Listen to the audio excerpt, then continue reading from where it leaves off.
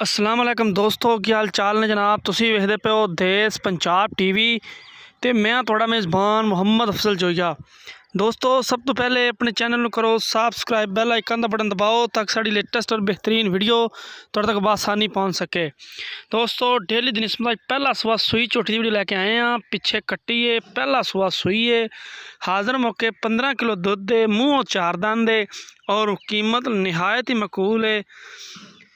3 लाख रुपया इस झोटी की डिमांड है। इनकी लाड़ प्यार होएगा। दोस्तों माशाल्लाह कतरी कतरी सेरे और स्याह काली है और मुँह 4 दंद ने, बड़ी खूबसूरत है। कैमरे की नज़र है वीरां दे सामने, देख लो कैमरे की नज़र है। 4 दंद है मूँह झोटी, कतरी कतरी सिंह और हाथी जिन्ना कद है माशाल्लाह, बेड़े जिहड़ा कद है झोटी का। बाकी सारियां गल्लां कैमरे की नज़र ने, वीरां दे सामने हैगियां ने। इंशाअल्लाह देश पंजाब चैनल हमेशा ये कोशिश करता है अपने वीरां नूं खूबसूरत और अनमोल जानवर दिखाइए और वीरां दी डिमांड ते पूरे उतरीदा है, अपने सबसक्राइबरां दे शौक पूरे करवाई देने। हमेशा अच्छा खूबसूरत जानवर देश पंजाब चैनल की जीनत हुंदा है। दोस्तों साड़ी अपने वीरां नूं एक सूसी रिक्वेस्ट है, तुहाडा अपना चैनल है, इनू लाइक शेयर करना है और अपनी राय का इजहार करना है।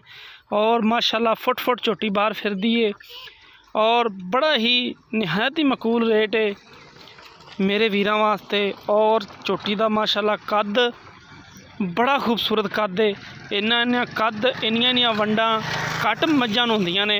पहलन हो के अगों जमीन ते, पिछों आसमान ते झोटी, बड़ा खूबसूरत लिबास, नस्लजात बड़ी अच्छी दी झोटी है, प्योर नीली दी है।